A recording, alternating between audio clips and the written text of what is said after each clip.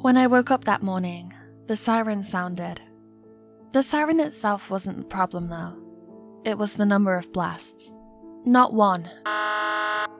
To mark the beginning of the day's rigorous exercises, which every person was meant to be a part of, without exception. Not two. To mark the meals for each day, delivered to the buildings by automated robots at precise times with little packets of pills for each person. No other meals were allowed. Not even 3. To signal the day's end, when every room in every building had their lights cut off automatically. This time, it was 5. I couldn't believe my ears. There was only one possibility, I thought as I pushed the covers off in a full sprint towards the windows, and I felt my heart stop in surprise as I glimpsed the large, green and brown spotted vehicle in the middle of the street in front of my home. The siren sounded again.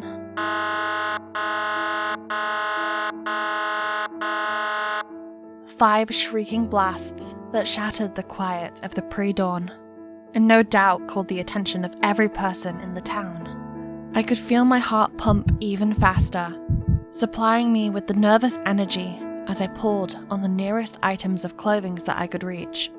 A simple white t-shirt and a pair of loose black pants, pulling my heavy brown curls into a ponytail.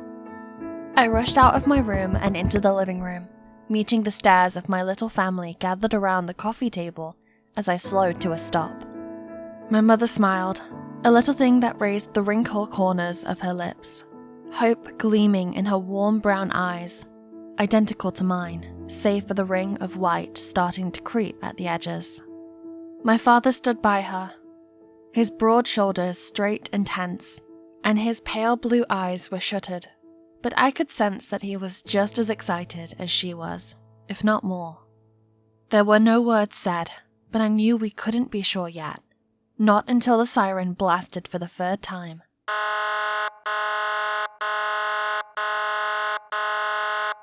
Five more shrieking blasts that made me want to cover my ears and crouch until they passed. In the heavy silence that followed, there was a tiny click as the front door was unlocked. We stared at each other for the last time, a gleam of hope and wonder in my parents' eyes, before we walked to the door together. They held my hands, and I held theirs, suddenly nervous. The most I had seen of the outside was through the windows, but never anything more, and I didn't know what to expect. Mum noticed my hesitation and gave my hand a squeeze just as my father pulled the wooden door down and opened the door to the outside world. I couldn't believe how fresh the air was. It was unprocessed, unfiltered, lacking the telltale tang of chemicals that were used in air conditioning to immobilize the virus that plagued humankind, which led to the lockdown. My mother told me she was not even born when the lockdown started, when the X2 virus swept the world and took almost the entire population of more than 8 billion people with it. But her parents were already married then. It was horrible. So horrible that the gruesome deaths my parents both, and every person born in their generation, had seen to befall the first generation to be infected, still haunted them till date. My mother herself had been there the day my grandfather died, and she never spoke a word about it to anyone. The slightest mention of a virus-related death sending her into a silence that took her days to climb out of. I tried to shake off the thoughts of death as I observed the vehicle. A military van, judging by the build and synchronized movements of the 3 men who dismounted from the back and spread out in front of the only occupied houses in the street. The other survivors were out already, a family of 2 from a house I had always glimpsed from the study window, and a lone girl around my age from the house opposite mine. I couldn't help but shoot her a sympathetic smile. She was only 10 when her parents died, and I could still remember her cries as the people in white overalls and biohazard helmets took their bodies away. But she ignored me, flipping a blue-streaked lock of hair over her shoulder as she turned to the men who approached her. I turned to them too, wincing as they gestured to my parents and I to move into the idling van. And I knew that they were doing the same to others too, so I didn't protest, even when my limbs locked in place for no reason. I felt a chill wash over me, like a bucket full of ice water. I could hear a roar in my ears, stealing my ability to think and turning my head to cotton. I trembled, and my parents, who had walked a few steps away from me, turned back in worry. Millie? What's wrong? My mum's voice was layered in worry, and I knew she could sense my uneasiness. I glanced at the men behind them, already lifting the girl into the van, and felt a strange pulse behind my ear. I willed myself to breathe through the rising panic, to count the breaths as they came, and pull my leaden legs up with each breath I took, and soon I was right beside them. I looked up at my parents and smiled, but I knew it wasn't convincing enough. It felt more like a grimace than a smile, but I had to try. I couldn't give them a reason to worry, not when I finally had a name for what I felt, for the cold that took over my veins, not when I was afraid of being watched from one of the empty buildings at the end of the street by glowing beads of red. There were no windows in the van, and the doors were shut immediately the last person climbed in. So I was thankfully sheltered from whatever or whoever watched me from that window. I felt a phantom chill at the same point behind my ear and rubbed at it, feeling increasingly restless. Fear wasn't an emotion that I was familiar with, seeing as the only place I had ever known in the 15 years I had been alive was the interior of my little home that was once Telluride, a lively town with ski resorts in the mountain ranges behind it. It used to be a tourist hotspot, especially in the winter, but it was a ghost town now. As the van stopped, I felt a thrum of excitement and risked a glance at the boy who had been watching me all day. His eyes met mine, and when I blushed, I heard a snort from the girl. It was the first sound any of us, including the men in uniforms, had made since we got into the van less than 30 minutes ago, and it only served to increase the tension as the back doors opened.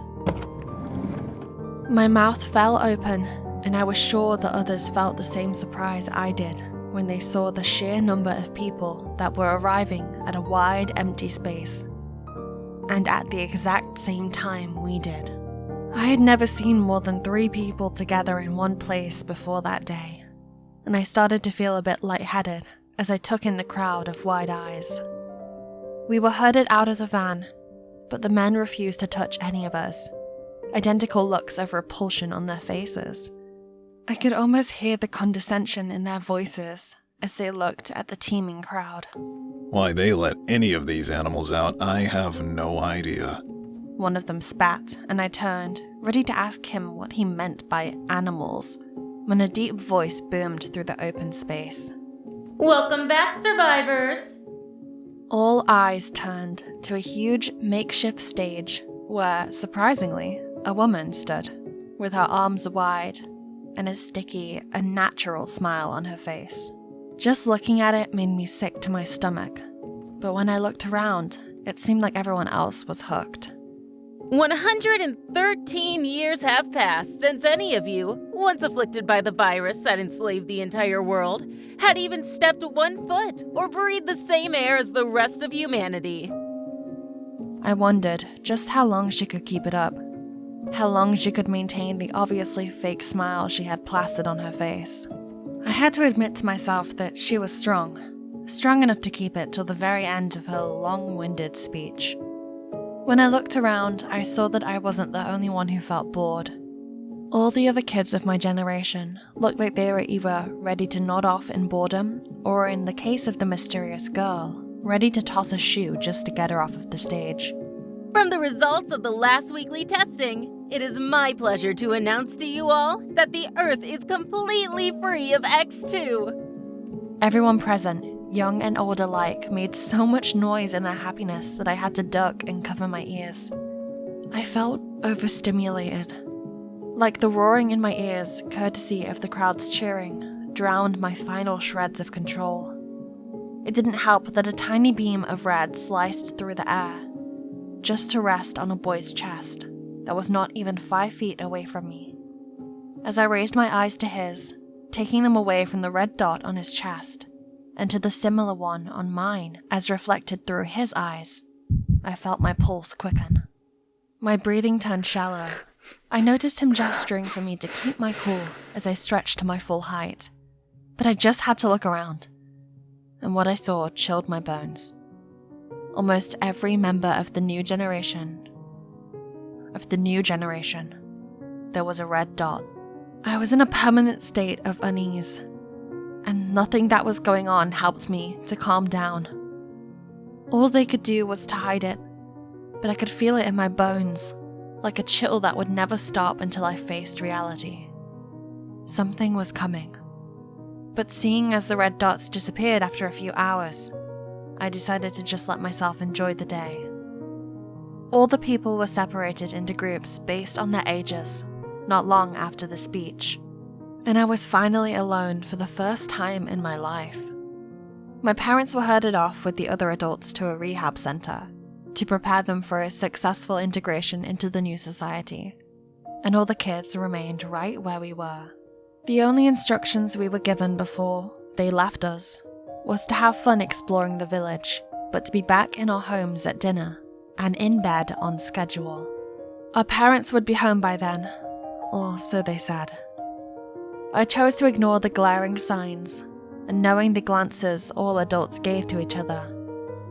The silence as they let go of their children, just to go with the flow of excited teenagers pairing up and going to explore the town. Soon enough, I was alone, and walking in the most random direction I could take.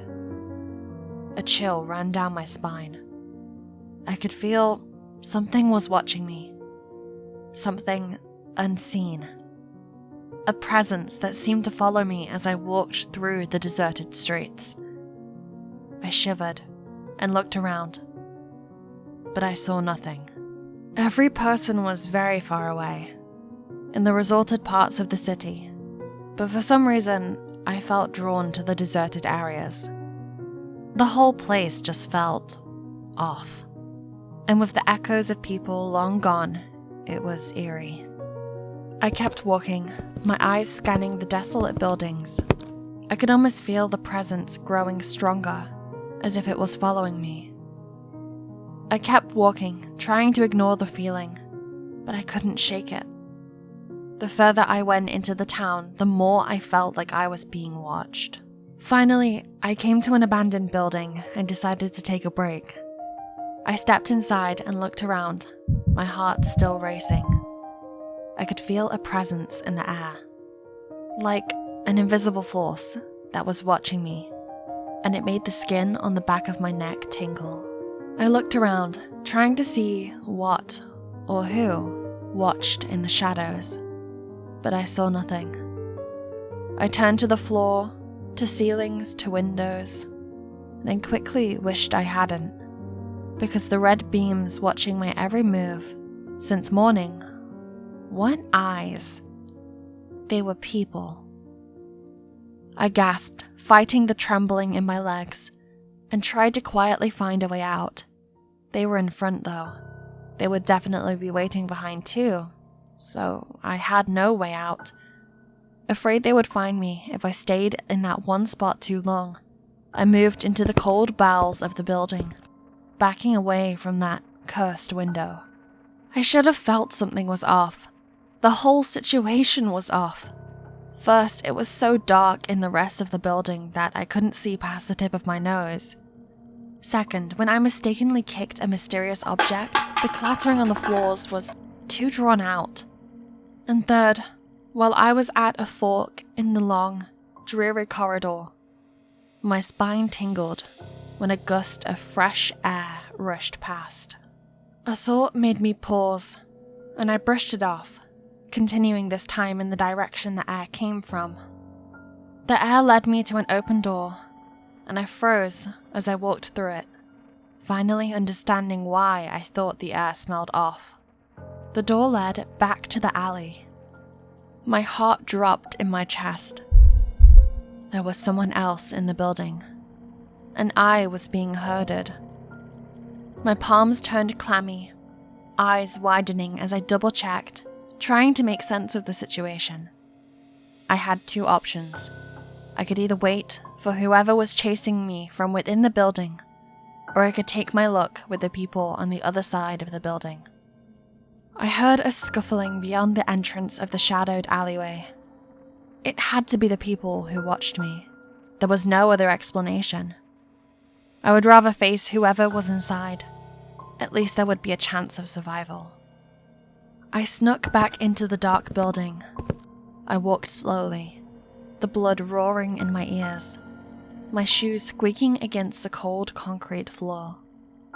The darkness beyond the door seemed to wrap around me like a cloak, and my heart raced with every step I took.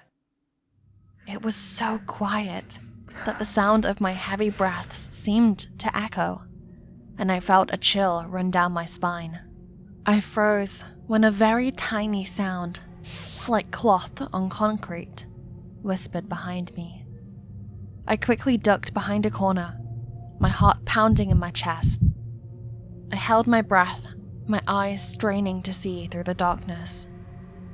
Someone was following me. My body trembled.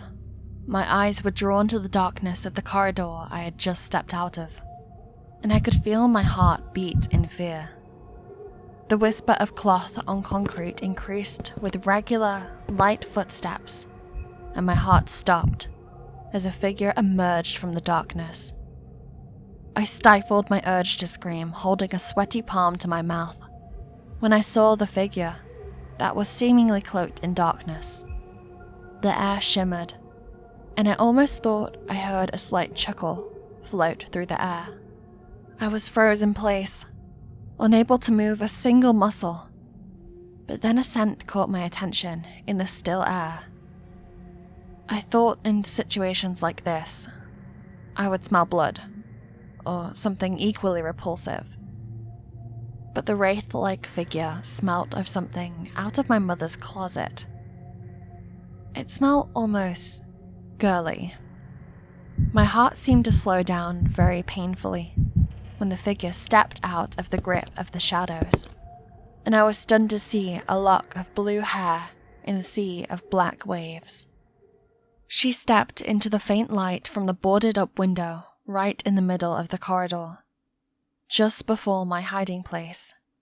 I huffed, rolling my shoulders to get rid of the tension that had set in, and walked up to her as confidently as I could, even with the tremble in my limbs. "You scared me."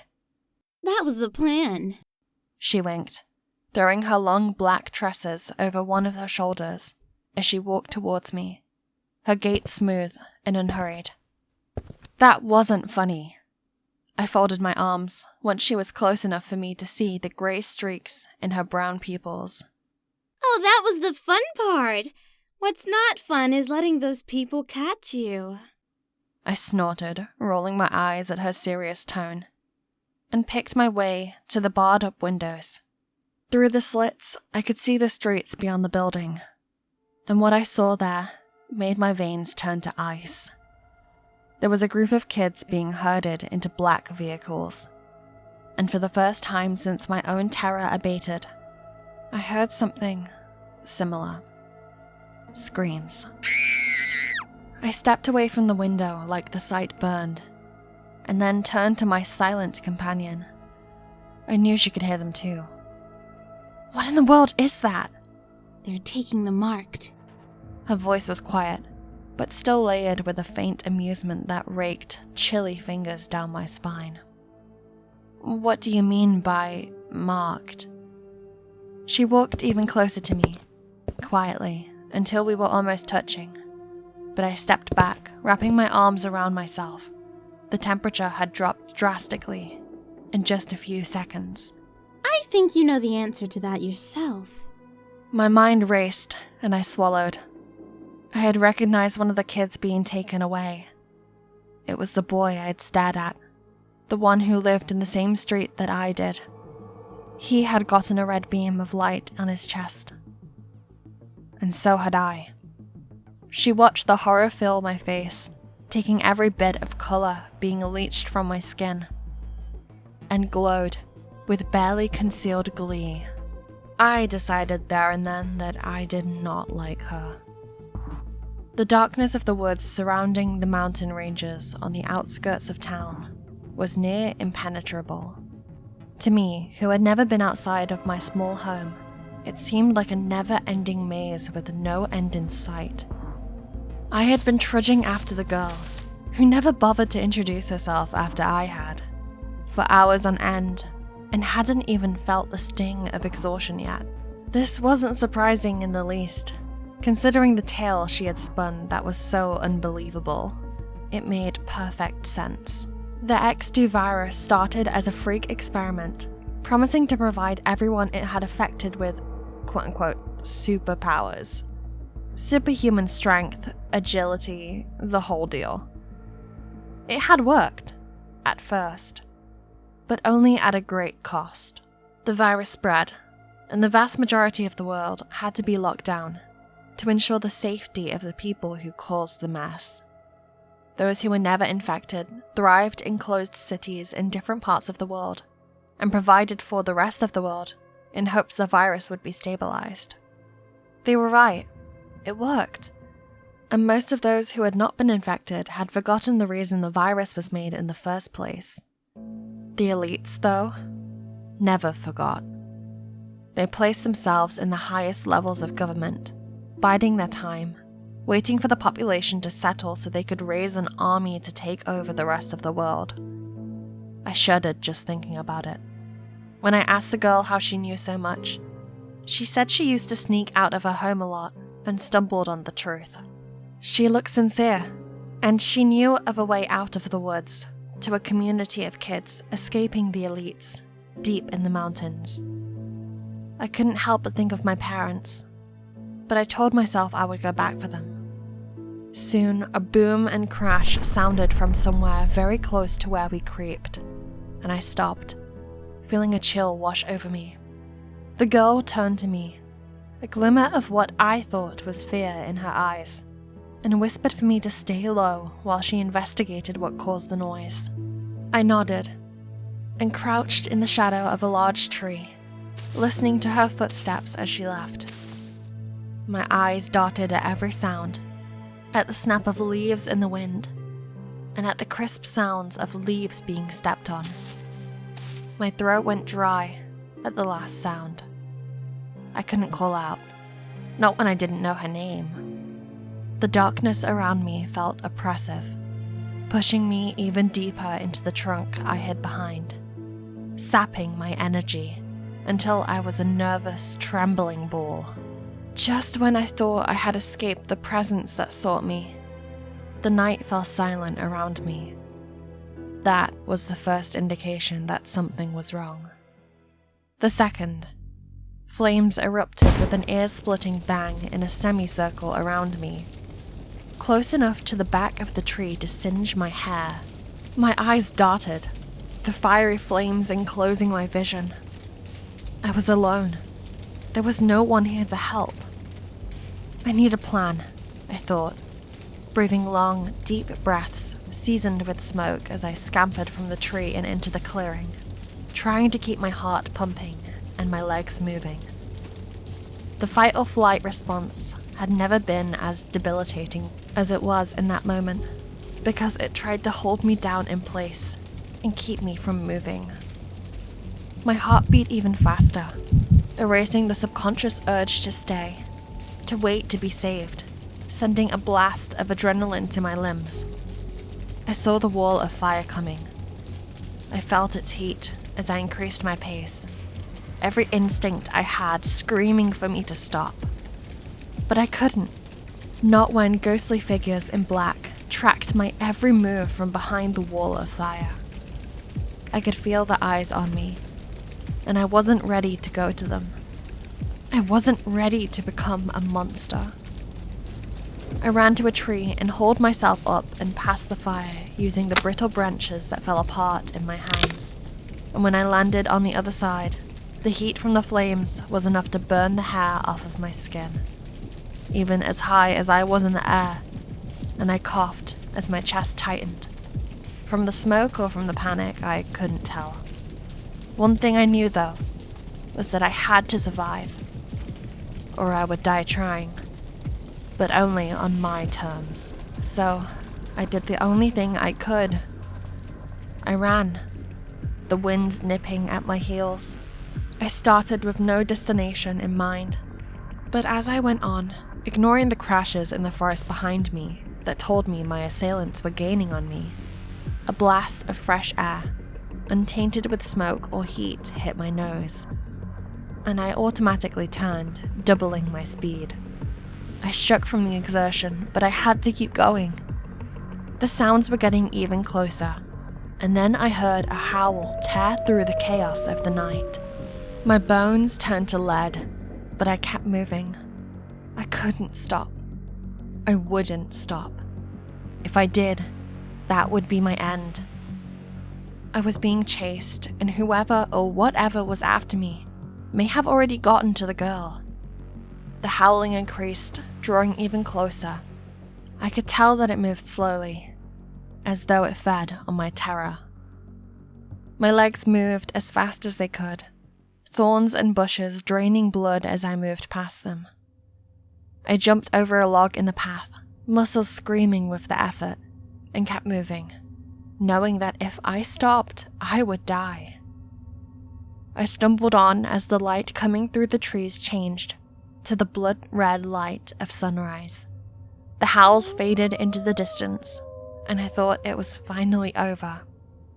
Still, I ran, and was jolted to a stop when a scream, female and begging for help, sounded from somewhere to the left of the path that I ran. It was long and drawn out, like the girl was being torn apart by a creature. I stood in place, debating. If I turned to help her, I would be caught.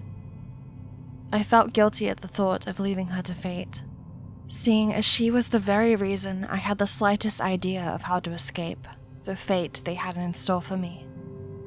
But I just wanted to leave.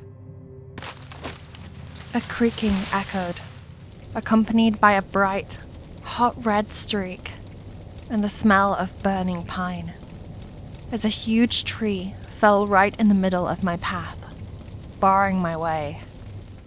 Disoriented, I tried going back the way I came, and discovered that the way back was barred by another burning tree too. Sweat dripped, mixing with the rising smoke and stinging my eyes. There were only 2 ways left to go. Left or right. My heart pumped faster as I ran to the left to help the girl. Streaks of smoke whizzed past my eyes. The forest was once again quiet, save for my breaths as I ran. I saw pale shadows in the trees around me. I knew I was being followed, but the thought didn't give me as much fear as what I imagined was happening to the girl. I had just run into another clearing when another boom echoed. I slid to a stop, narrowly escaping being squashed to death by the falling trees on either side of me, blocking my entrance and the way back. My heart dropped in my chest. She stood there, right in the middle of the clearing, unhurt. She called out to me, a strange expression on her face. I walked to her, a question forming on my lips, and then noticed the shadows surrounding her. I screamed in warning and raised my hands as I stepped towards her, but my heart stopped as I saw her smile to the closest shadow. No, not shadows. I realized as I watched her stalk towards him, with a beatific smile on her face. They were people, men and women, and they were all dressed in black, just as she was. She looked at me with a smug smile on her face. I told you guys she wasn't that smart. Her voice hit like a blow to the head. But I turned to run, only to be cornered by 2 snarling beasts. Mutated wolves, unlike any wolf I had ever seen in the movies at home. These ones were larger, stronger, faster, and from what I had experienced, even more sadistic. This was all adding up. Every irregularity in her story was adding up, and I almost cursed myself at how stupid I was. I couldn't run. Not anymore. I turned to her. "Why?" I asked, my voice quiet. "You're working with the very people who made us like this. Who made the world like this. Why?" Why else? My breath quickened in fear, but my voice stayed strong. I looked at her with my nose crinkled and arms crossed. "That virus is the reason your parents are dead," she hissed, and I felt tendrils of fear escape through my throat. They are dead because they weren't strong enough. I am strong, and I will rule over the army to come in ways they have never seen before. She snapped her fingers at the people around her. Let's give her a head start, shall we? To see if she has what it takes.